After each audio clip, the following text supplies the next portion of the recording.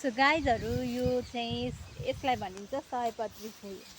यो एकदमै राम्रो फुल फुल्छ। यो यतिखेर सिजन नभए पनि यो चाहिँ फुल्दो रहेछ। मैले अस्ति त्यतिकै रोपिदिएको फुली गयो। मेरो हातै त्यस्तो हो कि थियो अनि यो फुल फुल्ने बेला भएको छैन। यहाँनिर रोज छ, वाइट रोज धेरै फुलेको थियो अस्ति। अहिले फेरि कोपिलाहरू बस्दैछ। अनि यसलाई भनिन्छ के को बोट? फर्सी होइन, काँक्राको बोट हो यो, फर्सीको होइन। यहाँ काँक्राको बोट छ, यहाँ पनि काँक्राको, यहाँ सानो काँक्रा चिचिला लाग्दैछ। यहाँ टिप्नु चाहिँ हुँदैन ल, चिचिला। अनि यसरी यहाँ चिचिलाहरू लाग्दैछ। अनि यहाँनिर खोर्सानी पनि फलेको रहेछ। म यहाँहरूलाई देखाउन जाँदैछु। खोर्सानी फलेको रहेछ यहाँ, ठुलो ठुलो खालको खोर्सानी। यो चाहिँ फर्सी हो, यो चाहिँ फर्सीको बोट हो। अनि हाम्रो निबारको बोट, यहाँ निबारको बोट। अनि अरू के चिन्छौ? यहाँ हाम्रो माने हो, पिरालो हो। अनि हाम्रो चाहिँ आँपको बोट 10वटा छ। हो, भाइले सब कुरा डिटेलमा भनिदिँदैछ, यहाँहरू विचार गर्नु होला। अनि यो हो के फुल हो? यो घन्टी फुल। घन्टी फुल राम्रो फुलिरहेछ। अनि भाइलाई एकदमै रमाइलो फिल हुँदैछ जस्तो लाग्दैछ मलाई। अनि यहाँनिर हेर्न सक्नुहुन्छ अलिकति घारी भइरहेछ। यहाँ सफा गर्नु हाम्रो चाहिँ केरा फल्दैछ यहाँ। हो गाइज, ऊ यहाँनिर फलिरहेछ। म यहाँहरूलाई जुम गरेर देखाउँछु ल। यो मिठो खालको हुन्छ। अनि हाम्रो गाई छ। यहाँ हाम्रो गाई हुनुहुन्छ, गौमाता हुनुहुन्छ नि। अनि त्यस्तै यहाँहरूलाई अरू के टुर गराम। यहाँनिर चाहिँ घारी छ, अब मकैबारी छ। यहाँदेखि उता सबै मकैबारी छ। उता सुपारीको बोट पनि छ। त्यहाँ पनि हामी अहिले यहाँहरूलाई कभर गर्ने कोसिस गर्नेछौँ। Stay tuned. ओके, बाख्रा पनि हेर्नेछौँ। यहाँनिर फर्सीको बोटै बोट छ, तर फल्न चाहिँ फलेको छैन। अनि त्यस्तै गरी यहाँनिर बाख्राहरू छन्। हेलो नमस्ते गरिदिनु। नमस्ते गर्नलाई उठ्दैछ बाख्रा चाहिँ। ऊ पर पनि बसिरहेछ बाख्रा। अनि यहाँ पनि देख्न सक्नुहुन्छ बाख्रा। हेलो बाख्रु, अहिले म्याउ गर्छ। ए ला, म्याउ त गर्दैन त बाख्राले। म्याउ गर्थ्यो कि बिरालो थियो, मरो बिचरा, कस्तो बिरामी भएर मरो मेरो सानो बिरालो। अनि त्यस्तै भयो गाइजहरू। सुरन अहिले यतै छ कता? सुरन मरो नि। सुरनमै मरो? सुरन चाहिँ अस्ति पुर्याएको थियो, अन्तै अर्को सुरन ल्याएको मरो। यहाँ पनि छ राम्रो सयपत्री। यहाँ पनि छ। यहाँ वाइट रोज फुलिरहेछ। यहाँलाई म देखाउन जाँदैछु, त्यो सितारा हो। अनि यहाँनिर यसरी वाइट रोज ढकमक्क भएर फुलिरहेछ गाइजहरू। यसको चाहिँ स्मेल पनि मिठो आउँछ। अनि ऊ माथि रेड रोज धेरै फुलेको थियो, सबै हावाले झारिसकेछ। ऊ माथि फुलिरहेछ। वाउ, हामी आँपको बोटको दृश्य पनि यहाँहरूलाई देखाउनेवाला छौँ, हेर्दै गर्नु होला। ऊ माथि चाहिँ आँप फलिरहेको छ। अब यो हावाले झारिसकेन भने चाहिँ खान पाइन्छ। यो हो पिस लिली। भनिदेऊ त यसको नाम के अरे? Peace lily. पिस लिली, यो हो गोदावरी। अनि अरू भनेको यहाँ हाम्रो तुलसीको मोड छ। तुलसी चाहिँ फलेकै छ, यतिखेर छैनन्, पत्ता छैन। गाइजहरू यसलाई भनिन्छ के भनिन्छ भाइ? एलोभेरा हो। एलोभेरा, घिउकुमारी भनिन्छ यसलाई। भनिन्छ गोदावरी। यहाँ फुल्नेवाला छ। अनि यहाँनिर पनि त्यस्तै हामीभन्दा ठुलो कार्तिकको बोट छ।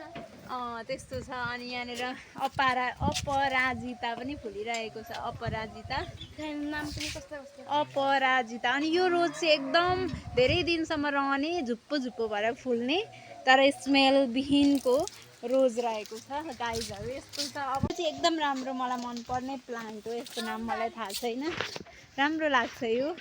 पखल यहाँनिर यो यस्तो यसको पनि फुल्दो रहेछ। मैले फर्स्ट टाइम देखेको। यहाँ यसरी फुलेको छ। यो अचम्म तरिकाले फुलिरहेछ। मलाई रमाइलो लाग्छ यो। मनी प्लान्ट छ। मनी प्लान्ट होइन त्यो, मनी प्लान्ट होइन। अनि यहाँनिर यो फुल फुलिरहेछ गाइजहरू। यो धुप्पी चाहिँ राम्रो भएको छैन, यसलाई अलिकति मेन्टेनेन्स गर्न बाँकी छ। यो अर्को खालको घन्टी फुल।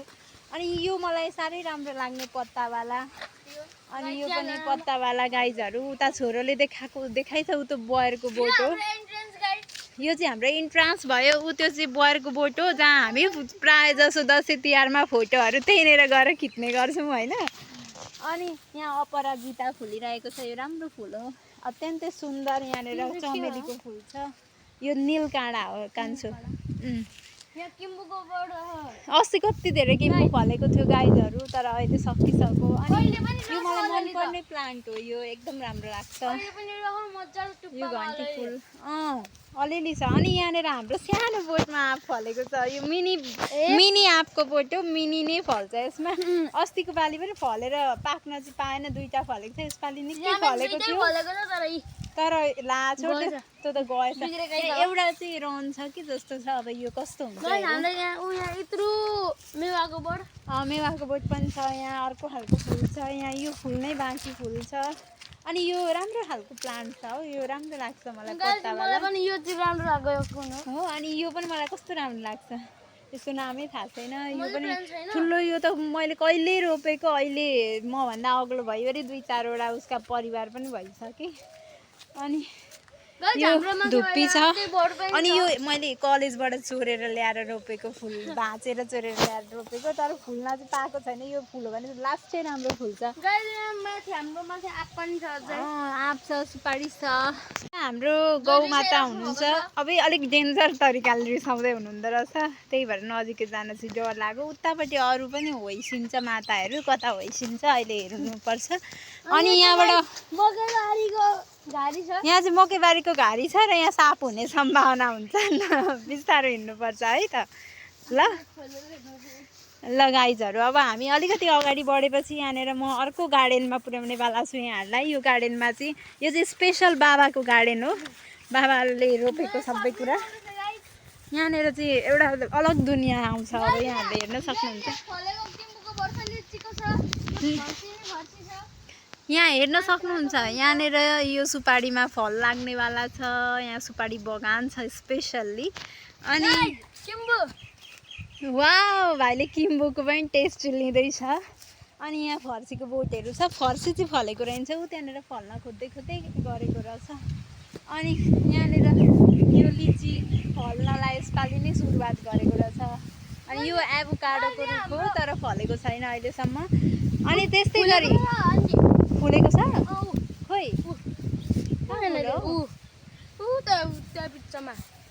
ए नि हो र त्यो फुलेको। अनि हो ए